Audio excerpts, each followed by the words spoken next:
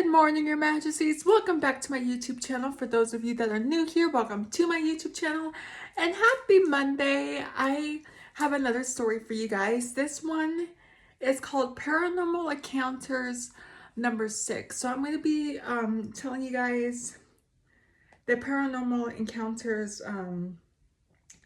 series until, oh, there's only one more after this one. Okay, so this one is called Trying to Communicate. Okay, so hold on, let me fix it right here.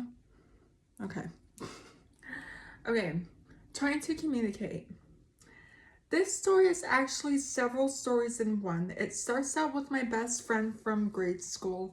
When I first met him, he had told me stories about his mom about how his mom seen figures and heard voices in the back bedroom of their house. He said that supposedly an older woman had died in the back bedroom of his house before they moved in. The next house that they moved into had several odd things happen in it. One night, my friend was sleeping in the basement and he woke to what he thought was a black bird or something flapping its wings against the ceiling. He glanced at the clock when he didn't see it anymore, and it was 3 a.m. The next morning, his mom told him that his aunt had died that morning at 3 a.m. Oh boy. The next story I actually experienced myself. My friend and I were in his basement one night, and everyone was gone except for us. We were watching television when all of a sudden we heard a loud thud on the wood floor above us, and it sounded like a bowling ball had fallen on the floor and rolled all the way down the hall and stopped and then rolled back. We thought his brother had come home and was just messing with us, but we ran upstairs to find nobody was home.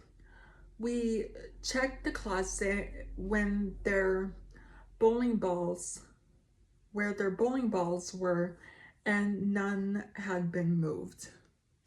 Oh, Lordy. Okay. So about 20 years later, I went to South Base Island on Lake Erie in Ohio. I went with several friends to play an annual volleyball tournament. We had rented a cabin at a state park there. Not sure which park, as we were first driving to the cabin. We started up this hill on the road that led to the cabin. As we started going up the hill, I started feeling a burning sensation on the back of my neck, as if the sun was shining down on the back of my neck. Oh, geez. The sun was not out on this day. As we got closer to the top of the hill, my neck felt hotter and hotter. When we got to the top of the hill, there was a stop sign. We stopped at the sign and across the road was an old cemetery. I really didn't think anything of it at the time, but in hindsight, the burning neck sensation across from the cemetery may have some meaning. We turned down several roads and finally got to our cabin.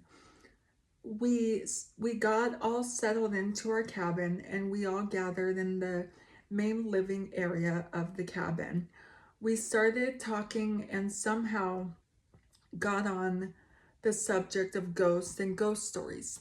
I started telling the story about my friends' houses and encounters that we had that I wrote about earlier in this story.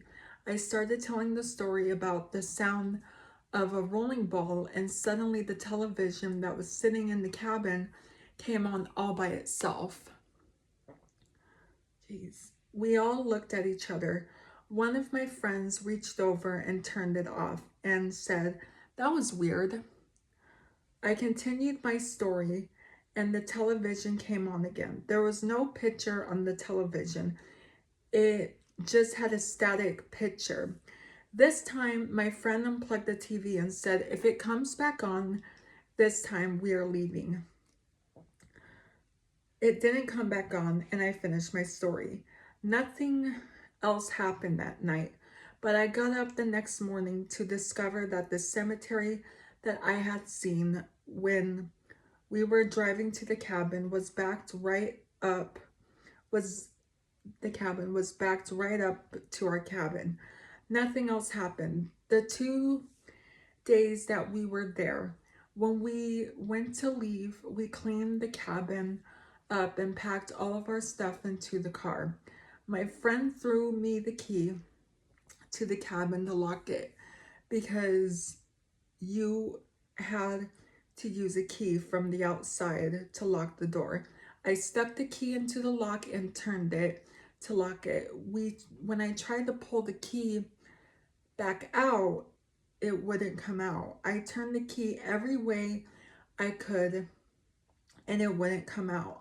I yelled to my friend to tell him I couldn't get the key to come out. He came up to the door and grabbed the key and it came right out. I stood there puzzled. I grabbed the key back from him and stuck it back in the lock.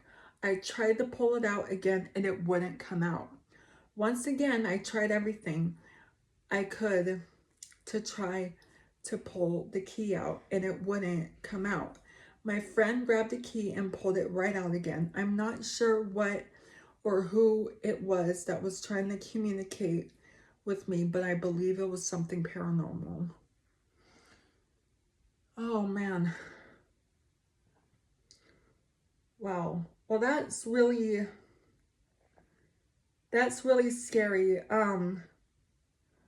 So I'm gonna be telling you guys the last paranormal story, the last paranormal encounters, number 7. That's the last story of the paranormal. So I'm gonna be telling you guys that in tomorrow's video. So if you're new here, hi, I'm Princess Peyton. Hit the red button to become your majesty and hit the bell notification so you're notified every time I upload a video. And I love you guys so much. You guys are the best human beings ever made. And you're the king of my heart and the song lyrics of Taylor Swift. And I will see you guys in tomorrow's video. Okay, love you. Bye. Mwah.